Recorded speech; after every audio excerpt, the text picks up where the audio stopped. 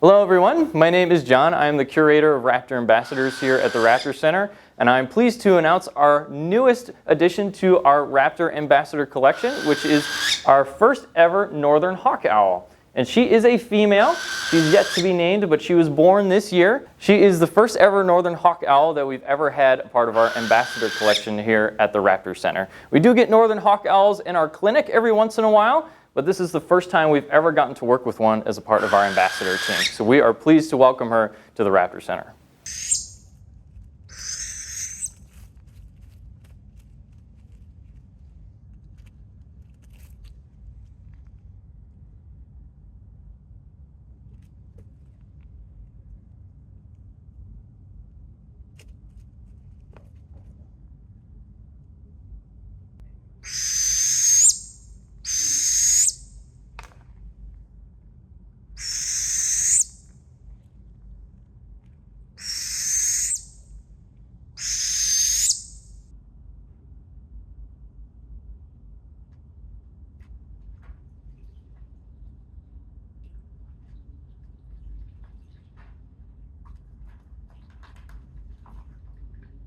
So this little one does not have a name yet, but you can follow the link below in this post to be able to help us name this bird and be able to help her be fully integrated as a member of our Ambassador team. So I'd like to introduce Gail. She's going to be working with our Northern Hawk Owl and doing some of the training that we've begun with her. And so you'll get to see a couple of different behaviors that we're working with her on specifically. We don't force the birds to do anything. We don't coerce them to do anything that they don't want to do. But we do ask. And we try to make it a game. We try to make it a lot of fun for them and engaging for them. Step up.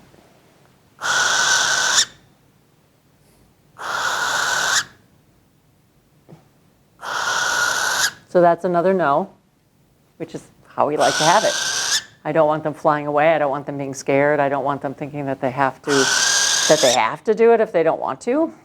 And she's just saying, no, I'm pretty comfortable right now, so that's okay. We'll give her another minute. And you can tell from her body language, the vocalization she's making is a food begging call. And John was mentioning earlier that this bird was born, or hatched rather, in captivity.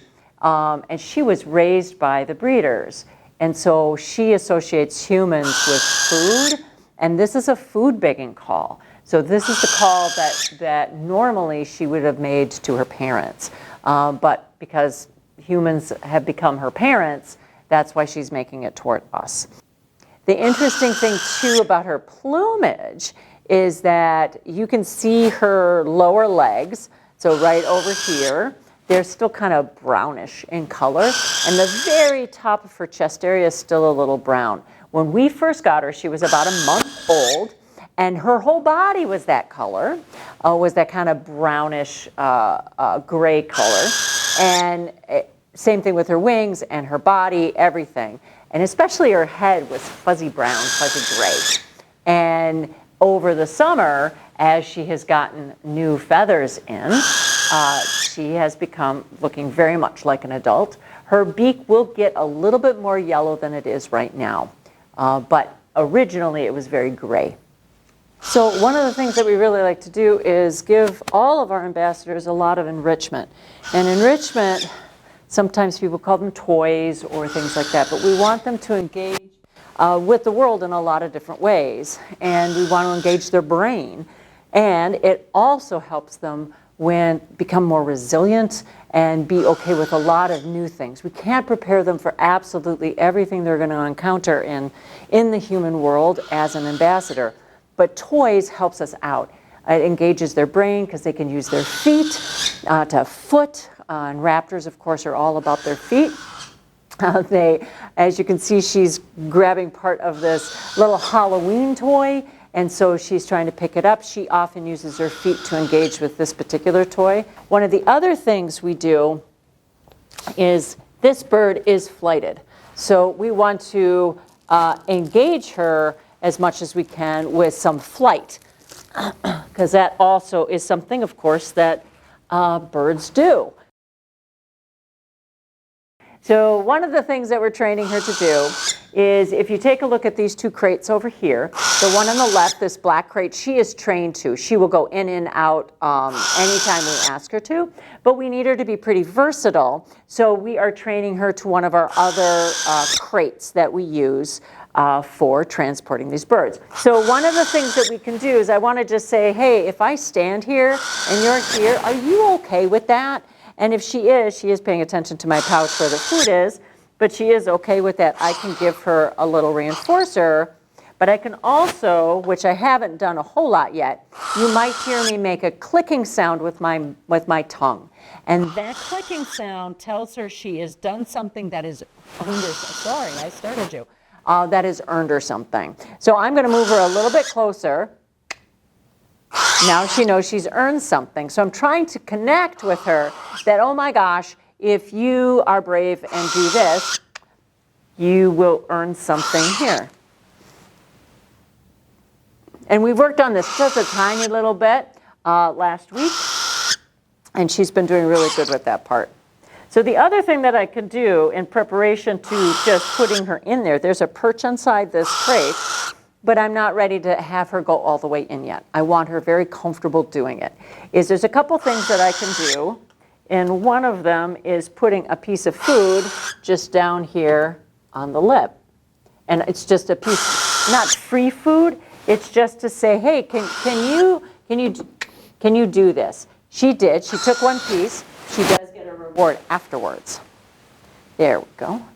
The other thing that I can do, and we practiced this last week, so she's just starting this part, is I can put a piece of food just on the inside of the crate, and it's on a mat. And I'm going to say, hey, can you get that food? And look at that. She took one step, but I'm not going to abandon her. Oh, she did that. I am going to give her a bunch of food for that.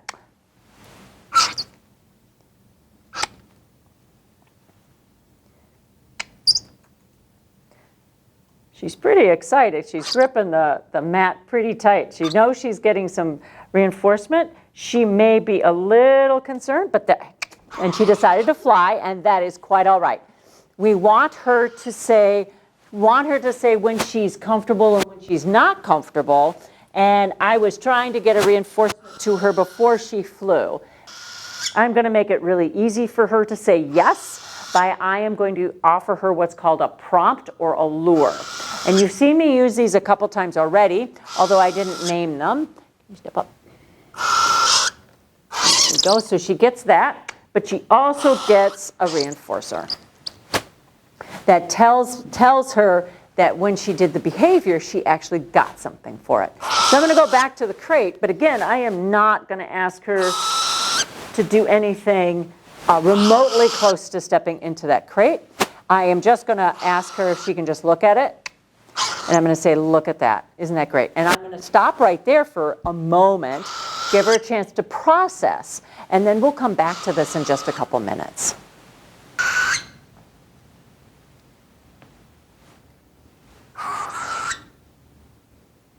Today, every dollar is matched up to $80,000 thanks to Robert and Susan Wilder, the Acorn Charitable Trust, Rachel Holstad, and the Sarah J. Anderson Fund of the Hugh J. Anderson Foundation. Raptor patients and ambassadors at TRC eat more than 4 tons of food each year. Making sure we maintain Raptor patients' natural diets while in our care is key to meeting their nutritional needs and helping them recover. You can help our hospital feed Raptors receiving life-saving care and return them to the skies where they belong. And as a reminder, go ahead and vote for a name for this little one, and we'll hope to have her up and running in our ambassador collection.